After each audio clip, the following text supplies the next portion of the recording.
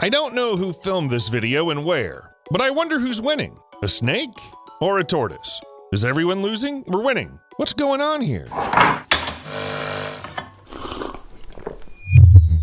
The first thing I thought was maybe the snake was just stuck. Is that even possible? I mean, it's a snake after all, a creature that's supposed to crawl literally everywhere and has perfect control over its body and all that, but as soon as I started searching, I discovered this is not a unique case. In Middlesex County, Massachusetts, passers-by discovered a water snake stuck in a snail shell. The snake was about to have a snack but underestimated its own size when it stuck its head inside. Most likely, the poor creature would have stayed like that if not for the people who pulled it out. So, a snake stuck in a tortoise shell has a right to keep living. It really got stuck and couldn't get out, although it wriggled intensely. At the same time, the tortoise is still inside. It even moves its paws. Damn. The snake really needs to get out. Perhaps it was going to attack the tortoise, but the holes in the shell were too small, or listen, maybe it was the tortoise that grabbed the snake and then pulled it inside. No wonder the poor creature's in so much panic, and the tortoise is still alive. Turtles actually have quite powerful jaws, which really can hold a snake tight, especially if it's not welcome here. What do you want here? Can't you see the spot's taken? Okay, I guess this snake just chose the wrong tactics. It needed to crush the turtle together with the shell. If that was an anaconda, it could probably handle the…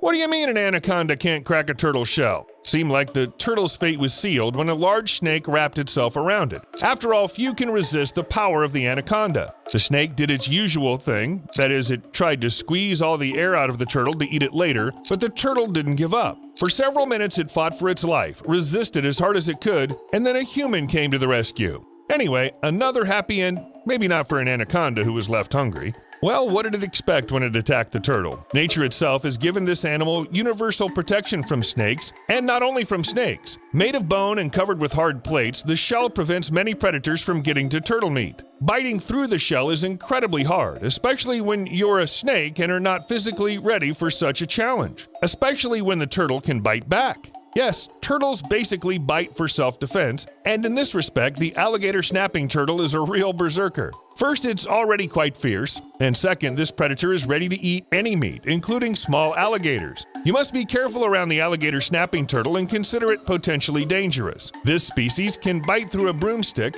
and on rare occasions, people got their fingers bit off by these turtles. No wonder adult alligator snapping turtles have few natural enemies. Who will even dare to take on this animal? If we talk about snakes, turtles are not their favorite snack. The reason is quite simple. Snakes have no teeth. Even venomous species can't chew what they're about to eat, so they have to swallow the prey whole. And yes, their mouths can stretch wide enough to fit animals 3 times the size of their heads. However, snakes have digestive issues. Turtle shells are not only big, but also have sharp edges. So when the snake tries to swallow the turtle, it risks damaging the internal organs. Turns out you have dinner with the likelihood of internal bleeding. Not the best item on the menu, so no wonder snakes rarely choose turtles. But it's not just snakes that have problems with shells. Actually, I'm starting to think this is something like mithril chainmail, only from the animal world. A great white shark, the very monster everybody fears, tried to eat a sea turtle and choked to death. The chances of great white shark choking are actually very small, but the fact remains, first the fisherman noticed a predator with a turtle in its mouth, and the next day, a dead shark. Do I need to explain why sharks barely eat turtles at all? Steve choked on a turtle. No wonder. He shouldn't have skipped history lessons in 5th grade. What? Wait, how did the turtles get such amazing armor in the first place? When did it happen? Well, research published in the journal Current Biology on May 30th, 2013 suggests turtle shells may have started to evolve 260 million years ago. Damn long ago, you might probably think. Damn on time, I'll say to that. About 252 million years ago, our planet experienced a massive Permian extinction event, the largest one in history. 81% of marine species and 70% of terrestrial vertebrates disappeared, but the ancestors of turtles survived. True, this timeline is rather approximate, different scientists have different opinions on the matter, but if we trust the research I mentioned, it turns out the turtles got their shells just a few million years before the mass extinction. Maybe that was the reason they persevered. But this is just my guess. In any case, the shell is an ancient form of defense that has helped turtles throughout their evolutionary history, at the same time preventing the predators from eating them. Thanks to a piece of fossilized poop of an ancient shark, scientists found out the last meal of a predator that lived 70 million years ago was the ancient turtle. Basically, a baby shark ate a baby turtle and couldn't handle it. The prey was too large, even the vertebrae were not completely digested, and as a result, the shark died. Here you go, Chapter 3, Section 5. Sharks have always had issues with turtles. And not only sharks.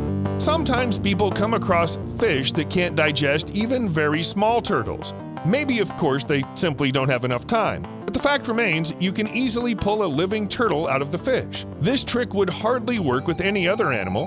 Hold on. I keep talking about how strong a turtle's shell is. How difficult is it to bite through it or crush it? But we need numbers. So the shell of the tortoises is harder than that of the turtles. They have evolved stronger armor because they can't flee to the water when they're in danger. The shells of tortoises are thought to be capable of withstanding up to 200 times their weight. In short, even 1,000 pounds of pressure may not be sufficient to shatter a tortoise shell. Even alligators and crocodiles can't always handle the shell. Keep in mind that the Nile crocodile has the strongest jaws on the planet. The rest of the croc species also know a thing or two about biting. But knowing all this, there's a reasonable question. If the shells are so cool and ensure such reliable protection, why won't everyone just grow them? Seems like this would save the animals from predators and mass extinctions. It's not as simple as it looks. The shell of a turtle is not like the shell of a crab or a snail.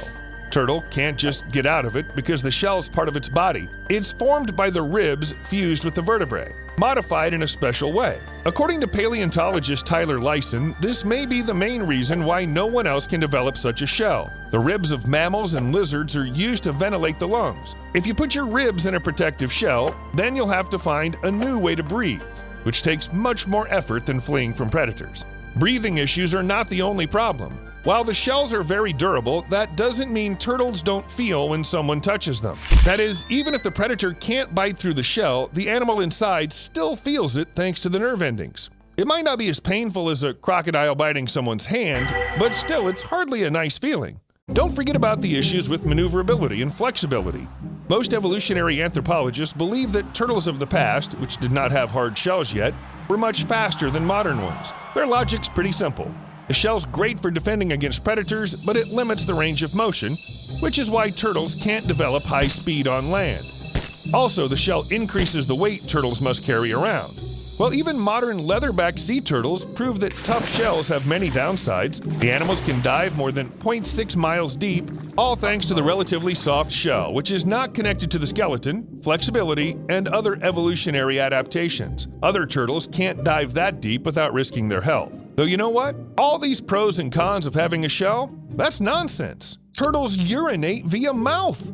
I just had to get it off my chest. Of course, not all species do this. Strictly speaking, only Chinese soft-shell turtles do it. They stick their heads in water and rinse their mouths to remove urea, the main ingredient of animal urine. That is, they essentially spit it out. Arc your neck. Can you see the range on that thing?